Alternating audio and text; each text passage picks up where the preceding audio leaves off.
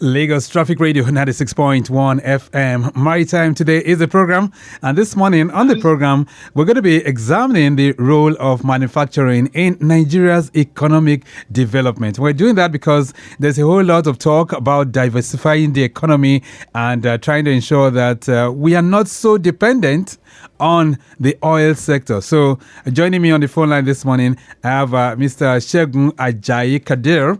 He's the Director General, Manufacturers Association of Nigeria, MAN. Nice to have you join us on the program. Good morning, sir.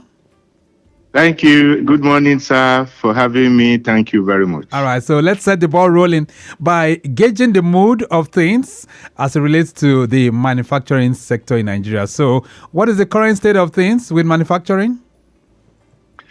Well, like most other sectors in the economy, the manufacturing sector is impacted by so many macroeconomic inadequacies that has pervaded our economy for quite a while. The manufacturing sector, as you would know, is dependent on so many other segments and is impacted by so many government policies, initiatives, particularly those ones that are in recent times affecting manufacturers. Right. So, yeah. So, chief among those is the fact that you have infrastructure, especially power, that has become quite expensive for manufacturers. You know, recently 250% increase in the cost of electricity. Right. You also have the situation of taxes. Hopefully, the recent tax law is going to help us to deal with that. Okay. We also have the incidence of high foreign exchange, which we need to procure our raw materials, machines, and spare parts that are not locally available. Then there's insecurity, particularly in the Northeast and even some part of the Federation, where our members are unable to operate their companies or able to receive the raw materials. Right. Generally. So these are some of the challenges that are confronting you. But let's talk about the significance now. So how significant is the manufacturing sector to Nigeria's economic development? Well, to start with, there's no nation on earth that is termed to be wealthy or successful that does not have a vibrant manufacturing sector. The sector has multiple impacts on other segments, be it services, be it banking. Every other sector of the economy is impacted by the performance of the manufacturing sector. So in terms of job creation, in terms of revenue to government, in terms of advancement in technology, self-sufficiency as a nation, our export earning, diversifying the economy away from oil, which we have all now agreed is quite unsustainable. Right. There are quite a number of areas that manufacturing impacts the economy. So potentially it is very, very huge. But if I had to put a figure to it, like how much can the manufacturing sector generate to the GDP of Nigeria, for instance? Okay, currently we generate only about 10%. Whereas there are some other countries that contribute as much as 25-30%, which should be ideal for an economy for a country that has 250 million people, right, and more than 60% of our population are below the age of 30. So you will imagine that you need an economy that contributes significantly in terms of GDP to our country, so that we'll be able to advance in an inclusive manner. All right. But potentially it is very, very rich, right? The sector is rich. Yeah, of course. We have great potentials for increased contribution to GDP and advancement in our economy. You would know that we have quite huge natural resource which can be turned to raw materials for us to use. We have a youthful population that could be gainfully engaged if we have our manufacturing companies working, and our contribution to foreign exchange any if we are able to be competitive and we export. All boils down to creating a conducive environment that will lead to this kind of increased productivity. All right. Let's now look at the specific areas now. So for those who are listening to us right now and they are wondering, okay, we're talking manufacturing. So what specific areas fall under manufacturing in Nigeria? Okay, so in MAN, for instance, we have 10 sectors and we have about 65 subsectors. You have manufacturing in fact, in oil and gas. Okay. We have in pharmaceuticals. We have in food and beverage. You have in electronics. Quite a number. You have pharmaceuticals, like I mentioned, and you have quite a wide range of sectors that we have our industries. By the way, we have 2,500 members across the country. Wow. So you can imagine the level to which we can grow it. And capacity utilization has remained at about 55%. So we're actually utilizing half of our capacity.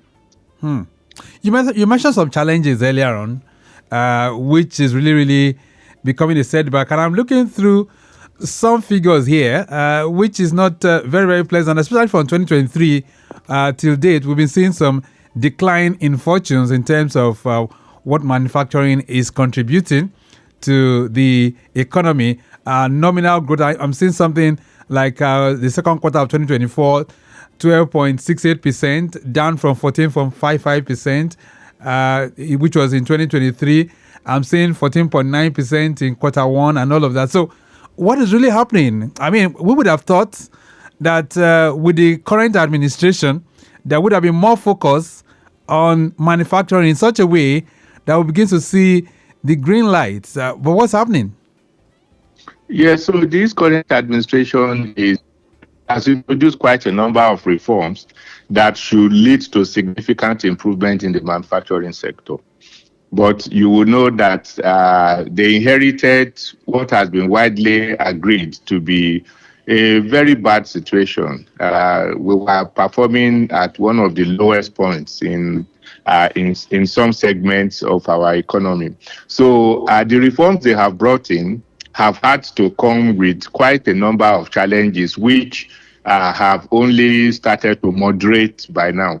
So one can say that we can look forward to improvement, particularly maybe towards the end of this year and next year.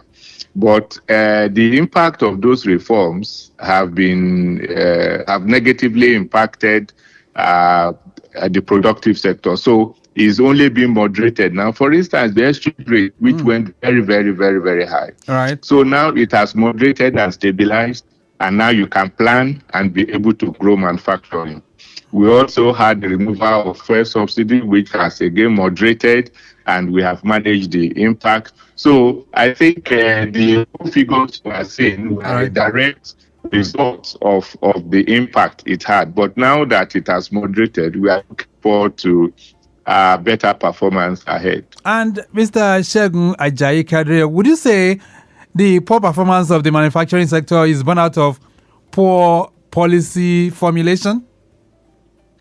Yes, we've had policies that have negatively impacted the sector, and that's what I'm saying. Those ones are being reformed. For instance, the measures that we took in the power sector, had negatively impacted the sector.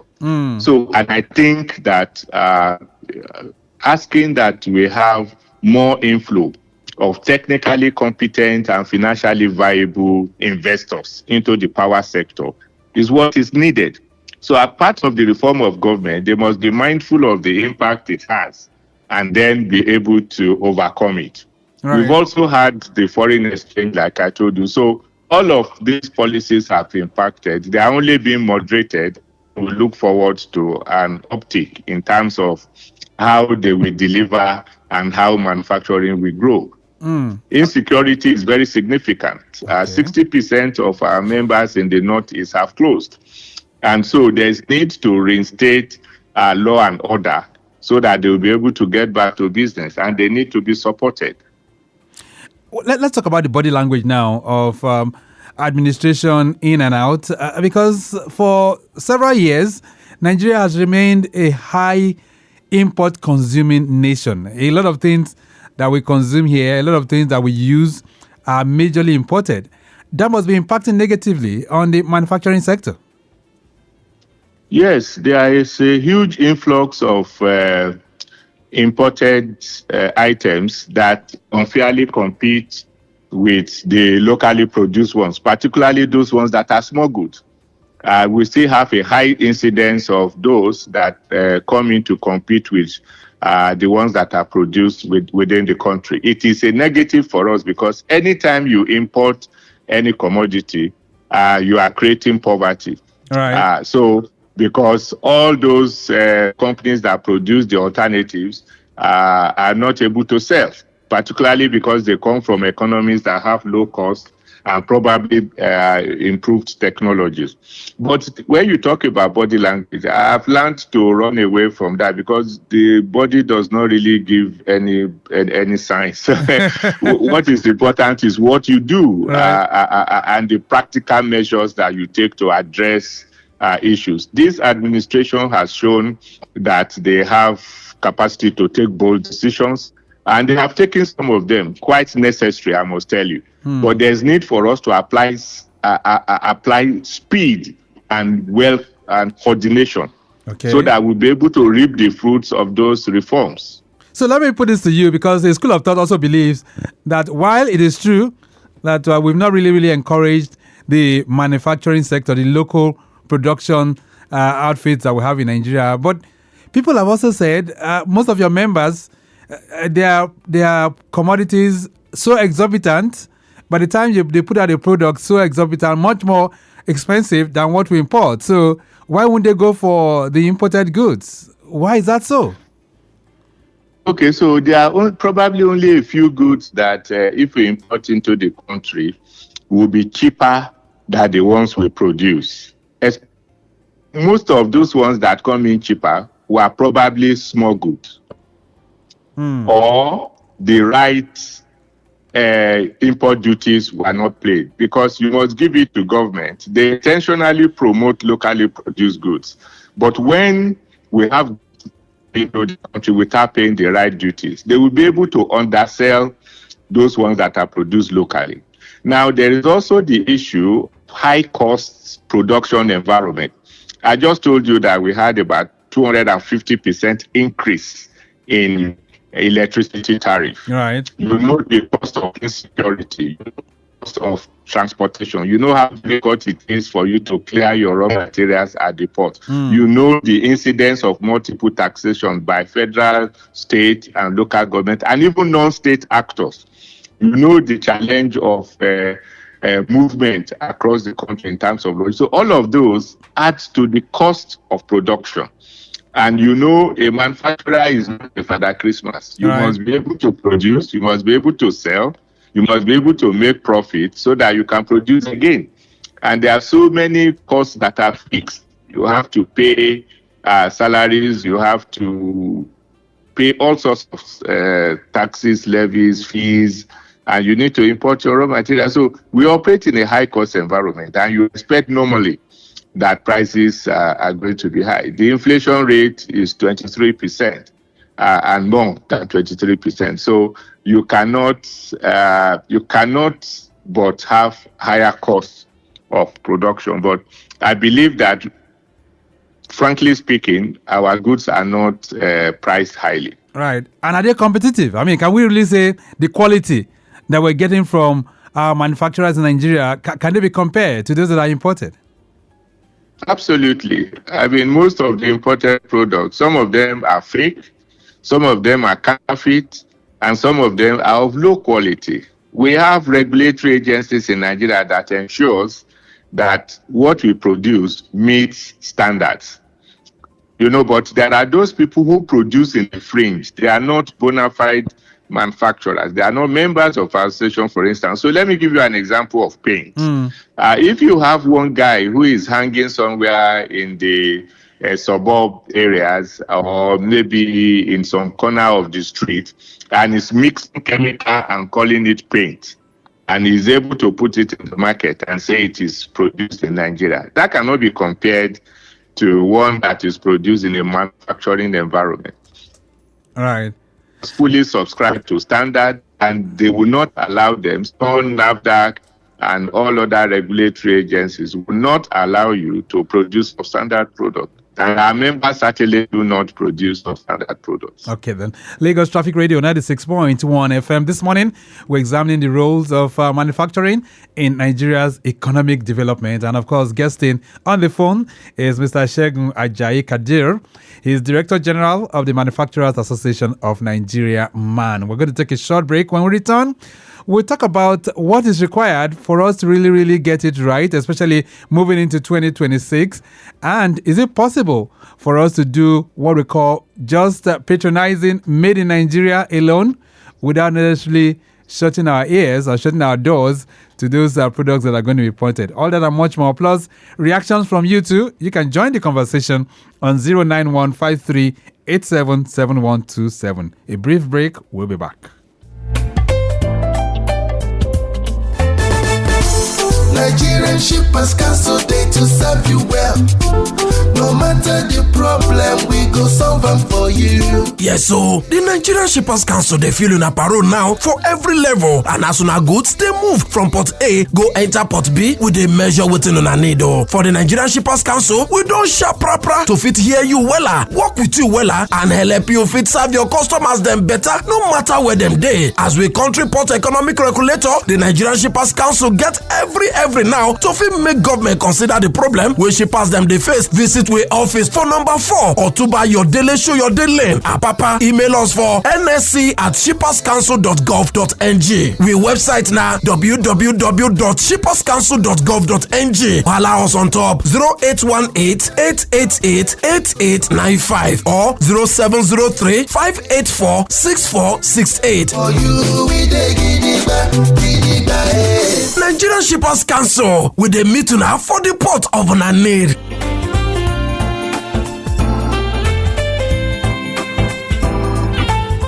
Lagos Traffic Radio 96.1 FM. Maritime today is the program, and of course it is powered by the Nigerian Shippers Council. This morning we're dwelling on the state of manufacturing in Nigeria and how it can contribute to the development of Nigeria. Most of the areas we're covering still looking pretty good. If you make it that journey to the island, the Third Milan Bridge is a very good option for you. Same for Ikorodu Road as well, from Ojota linking up with Maryland, Fadeyi, Funshaw Williams, Eko Bridge, all looking pretty good. Shango-Tedo Corridor as well, receiving with good vehicular flow, and we can tell you on Lagos Abeokuta Expressway is excellent movement as it is right now. Let's get back to the conversation, and Mr. Ajayi-Kadir, let's touch base a bit with the issue of made in Nigeria goods. There's a time we're having that song. Let's all just concentrate on what we produce. Maybe that will help in terms of driving up revenues, stimulating local production, and making things much more beautiful. Is it possible for us to shut our doors to those imports? Okay, so in terms of shutting our doors, international trade is governed by protocols, agreements, trade issues, and so it may not be possible for you to completely close your doors because you could have retaliatory measures from other countries, and we have signed on to AFCFTA, for instance, and we are members of the WTO. So it may be difficult, but we can make a deliberate choice to patronize what is made in Nigeria. Because anytime that you patronize foreign goods, particularly those ones that you have local substitute, what you are doing is you are exporting jobs and importing poverty. Because if you do not sell, a manufacturer, when he produces, that's not his real job. His real job is to sell what he has produced. Otherwise, what you have produced will become a problem to you. When we were complaining that we had over 2 trillion naira worth of goods that we are not able to sell, as at last count. So it is a burden because in some cases you even have to hire warehouses to keep them. So it is best for us to patronize what we produce in Nigeria because to start with, you are sure of the quality, You are sure of the expiry date, for instance, is not being changed because we are highly regulated. And you are able to allow us to expand our capacity utilization so that we produce more, we employ more people, we pay more taxes to government, we are able to diversify into other areas of production, and we are able to grow the economy and make it much, much bigger. Our contribution to GDP will increase, and more families will have access to jobs. You can imagine the level of unemployment in the country is high. Right. It can be directly traceable to the absence of preference for made in Nigerian products. And the federal government has done a fantastic thing in initiating the policy of Nigeria First, which means that government ministries, government ministry departments and agencies, and even the Nigerian citizenry, the states and the local government agencies should all give priority to prioritizing goods that are made in Nigeria. So let me interfere at this point. So how do we ensure that it's not just a case of lip service or perhaps a document that is placed somewhere and it is forgotten when you say Nigeria first? What is man doing to really monitor and ensure that what government is saying is actually being practicalized? No, this is a very good question because this is not the first time we are hearing this. We once had the Executive Order 003 that mandated ministry departments and agencies of government to give priority to made in Nigeria product. But this has been largely observed in the breach because you have the National Assembly, you have the presidency, you have the ministry departments and agencies of government. They are not using vehicles that are assembled in Nigeria. Most of them are not. We have our uniformed agencies. They are not sourcing their needs from Nigeria. So your question is good. And I believe that there is always a time to rethink and to re-strategize. And that's what we are planning with this government. Right. Having come up with Nigeria First, we are supporting government to give effect to it. And you will have seen what we have commented. We are engaging government on how to ensure that we effectively put words to action. Because if we do not do so, it will just remain empty aspirations and it will not be achieved. So what is man doing? I mean, I would have expected that man should be much more visible. Your voice should be shouting to the rooftops to say, well, government is trying to encourage us. How can we encourage ourselves? So what are you guys doing in that regard? Okay, so two things we are doing. We continue to engage government, and I can assure you we are engaging government at the highest levels. There are talks are ongoing. The Nigerian First initiative is going to be advanced to a policy initiative, well organized and packaged, and there will be monitoring and evaluation of compliance. We are also going to showcase. We are also showcasing made in Nigeria products. We have two exhibitions coming in a row. One is equipment manufacturing and raw material expo, and the other one is the Made in Nigeria expo. So we are engaging all stakeholders. We are having people from outside of the country who have implemented this policy come to join us, and together with government to re-strategize on how we are going to give effect to this. So it's not going to be business as usual. On our part, we are playing our part. On the part of government, we are also encouraging them to follow us. And I think so far we'll be having positive response from government. Right. I think Nigerians will see a rekindled interest and action in this regard. All right, then let's see if we can expand the scope beyond the studios to also have inputs from the listening public. 091-5387-7127. You can also send in your messages as well. 080-99-120777. Some messages coming in for you, Mr. Segun Ajayi-Kadir. This one says, good morning, sirs. Why does it seem like most of the things we use in Nigeria are still imported? What's stopping us from producing more here and here? Fumi is sending this one in from Lagos Abeokuta Expressway. Thank you so much, Fumi. Even though I know Mr. Kadir has touched base on that. Another one here says, good morning, Victor. Electricity is one of the major killing manufacturing in Nigeria. In 2025, this shouldn't even be a conversation again, but here we are. Mr. Olisa is talking about that. Olisa, I think you're very, very correct. Mr. Ajayi did talk about that earlier on as well. This one says, good morning. Truth be told, the government isn't doing enough to support manufacturers. In fact, they just are making policies that are often discouraging to entrepreneurs. Bashir is sending that one in. I need you to react to that, Mr. Segun. Is it true? Okay, I think that why he's saying that is because he's not saying that those policies of government that are supposed to support manufacturing sector have been effectively and conclusively implemented. Because we continue to work, and government is a very complex situation, and there are so many actors that make up execution.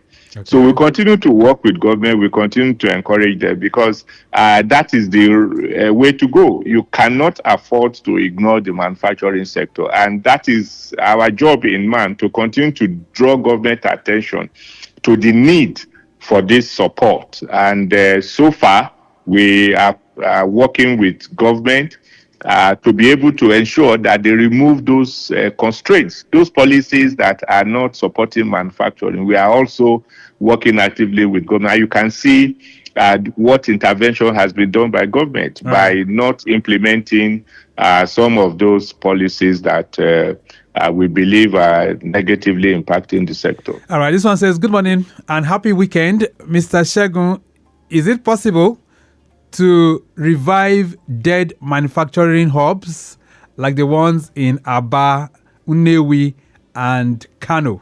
Mr. Obiora is sending this one in. Thank you so much, Mr. Obiora.